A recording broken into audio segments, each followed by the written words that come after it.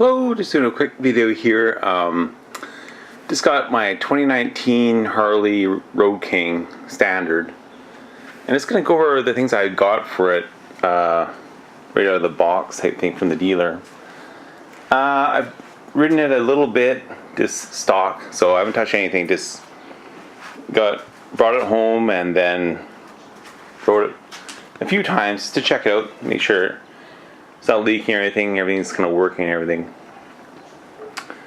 It's got their factory windshield on it, factory lights and everything, but sure enough it's too quiet. I don't like the lights.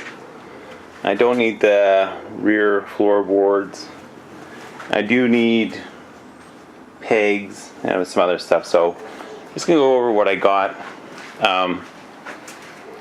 Decided to go with Cobra Neighbor Hater exhaust, just slip-on mufflers basically, but you can see right down them.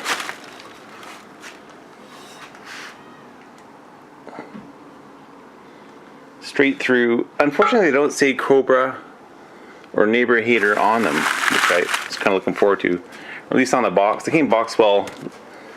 These two boxes were in one box. And it should be good to slip on. There's a good video on YouTube already of a guy putting them on, and they seem to sound pretty good. So once you get that, you also have to get the Stage 1 air cleaner. So I got that from Harley. It's good. Has a good metal black backing plate. It comes with all the updated, or well, higher flow air filter, and all the gaskets and seals and tubes and crankcase blow-by tubes and stuff like that. So pretty good kit right from Harley. Of course, can get different kits aftermarket, but I want to get that one. Another thing I got, since I live in a pretty hot area, it's in Canada, but still it gets pretty hot, is the fan-cooled oil cooler. So it's a regular oil cooler basically, but also has the fan on the back. I can't quite see it through the packaging, but there's a 12-volt fan on the back of that thing to kind of keep the air coming through. So if you're ever stopped for a long time, at least get a few more minutes of cooling to your engine before you have to think about shutting it down and it's getting too hot. So that kind of, no, this is a bolt in there, just replace the stock one. Let's have a basically new stock one to give away. Went with some chrome and black highway pegs, so I didn't want it too chrome or black it out, so it's black mounts with chrome pegs. This is what they had at the dealership. I said fine, that'll be good enough. And they'll be just mounted on the side. I'll sit in the seat and try. I set at the dealership to see what kind of mount I wanted, because there's a few different sizes, a straight on, a semi pullback, and a real pullback if you have shorter legs. So that's got the medium one, which seemed to fit pretty good at the dealership. Got a helmet lock. I had one on my Dyna. It works pretty good. It comes with an extra key, so you have to carry down an extra key. And it doesn't spring lock, which kind of sucks. You have to push it in and then lock it. Push it and hold it, and also lock it with the key at the same time. So it takes a bit of a knack to get it to work just right, not drop your helmet while you try to lock it up, but it is handy. Now let's go right here, probably on the higher crash bar.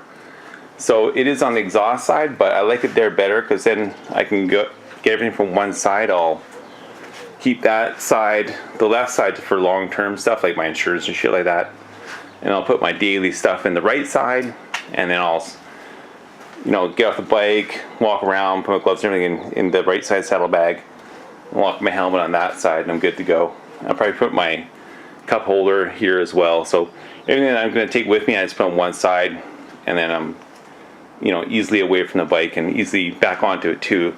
Unlock your helmet, grab your gloves, walk around, and you're on the bike and go.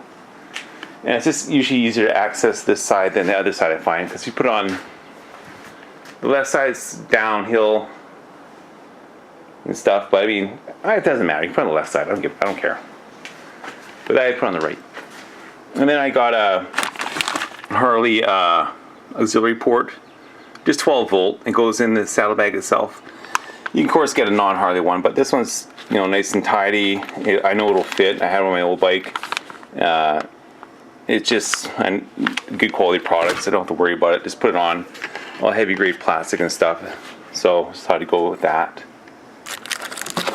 And off Amazon, it's got a LED headlight, and since it's the standard, it has the passing lights too. So I got that as a kit. I think it's a little over $100. I'm not even sure, but not much more than $100. And there's again some reviews on YouTube on these, and so that's why I picked this particular type. I can't remember the same exact bulb has about 10 different brand names, depending on who you're buying it from, but this you can tell from the back, the same back and same bulb. I gotten good reviews, so that's why I went with that one. The reason I'm getting those because the stock ones aren't very bright anyway, and they take so much power, the old halogen bulbs and stuff. So they're real battery killers. They're not bright. They get hot. It's like they're just, I can't, you know, they shouldn't be used anymore. They're just shit. So I just want to change it to these. If they don't work out, I'll get like a headlight day maker from Harley and just stick my passing lamps with those. Those are just kind of like help wake people up. Like those with the pipe, I feel are necessary for the bike where I drive anyway, because everyone's a fucking idiot and they're just stunned. So with the pipes and bright lights, you can at least hopefully get their attention, you know, and always you're watching them the whole time because they're just not all there. So that's why I figured those two are necessary for sure. And then I got was the heated grips. So I am in Canada, even though it gets hot, it also gets cold. Even in September, you can find your hands, you know, getting real numb as you're riding down the road, and you start to lose your clutch feel and everything, your throttle feel. So heated grips, just like on a snowmobile or anything else, are pretty much a must-have. I like these ones too. They're very, very low key. You can just see the numbers on the end there. That's about it. And Sean Smokes, I think is his last name, does an excellent video on installing some. That was on a Street Glide, I believe. So I'm hoping this has some of the wiring I need. If not, I do have the wiring harness that came with it to add the power to the grips and stuff like that. So that's probably the most challenging piece I'm going to put on is just these. The next, I just got that from changing the oil. That's handy. And once you get the air cleaner and the pipes, you have to tune it. You can take the dealership to tune it and they'll do it, no problem. But I like this Harley Tuner. It's the black one now. It used to be orange. Because you can data log your riding. So you ride, you know, your usual areas, your elevation, your route, whatever. You hit the button, it records your bike riding, and it'll tune your bike to that. Of course, you can get the Vance & Hines that does it automatically. But again, I just want to buy everything as a package, and I want to be Harley supported. Something goes wrong, I'm looking, you know, it's your tuner, I use your stuff, you know, just tell me what's wrong with the bike, and give me some support with this thing.